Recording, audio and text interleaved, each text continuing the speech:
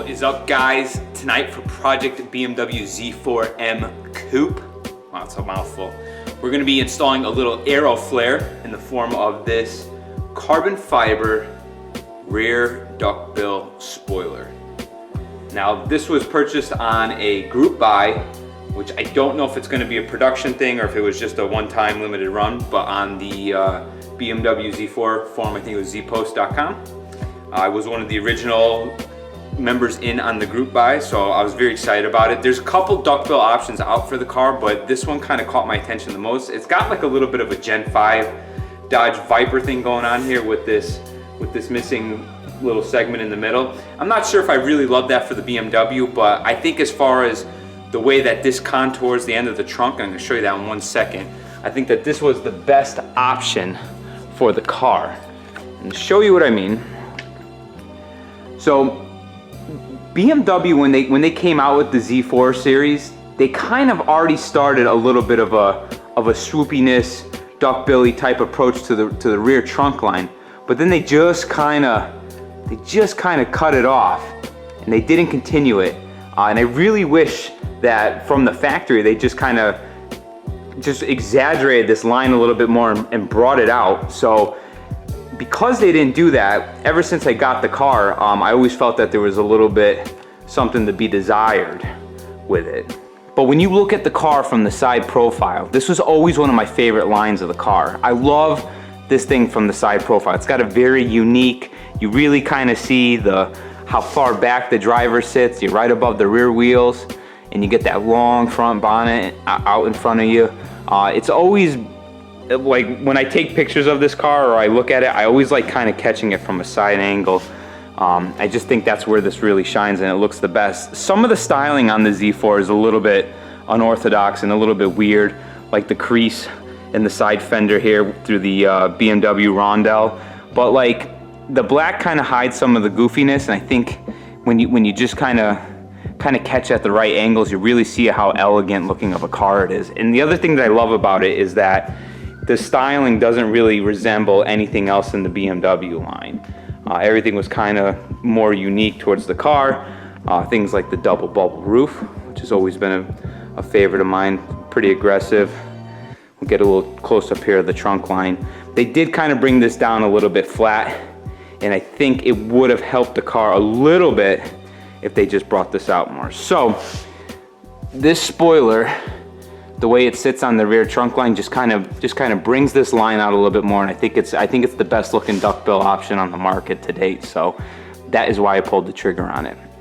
So this is going to be a pretty easy install. Mocking it up, it actually rests on the trunk pretty good. So it's pretty. There's not much measuring that has to be done. I may make a couple little marks with painter's tape, and I'm just going to slap it on. So let's begin.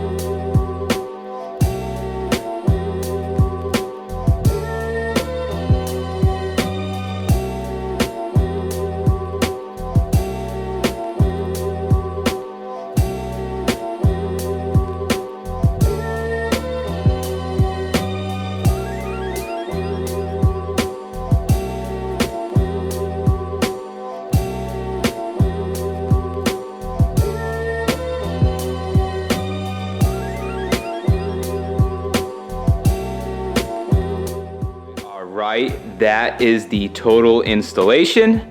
Relatively painless, just a lot of double checking the measurements before you press. I mean, worst case scenario, because it is just double-sided tape holding this thing on, you could always pull it back off and redo the procedure. Now, I've been asked a lot when I did a similar type of install on the AP2 S2000, where I installed a duckbill spoiler using that double-sided 3M tape.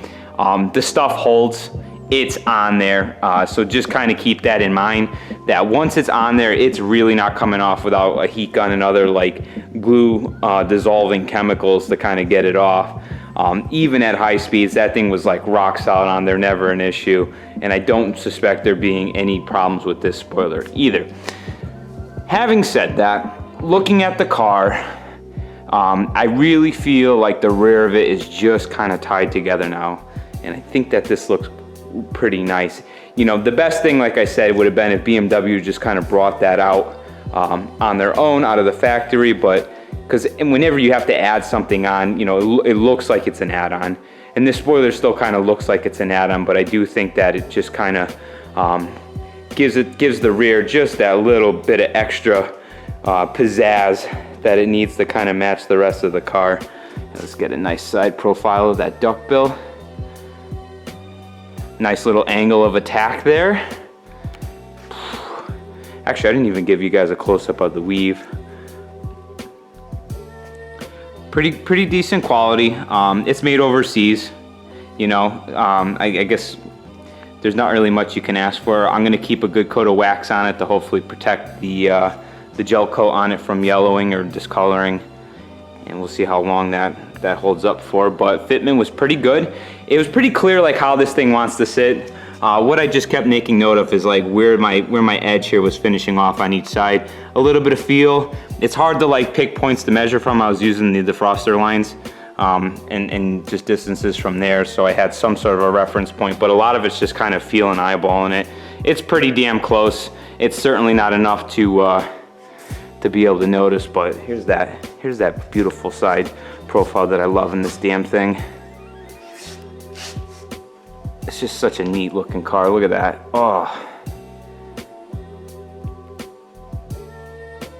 not bad, not bad. So overall, I'm really happy with this. I'm going to give you guys one more angle from over here.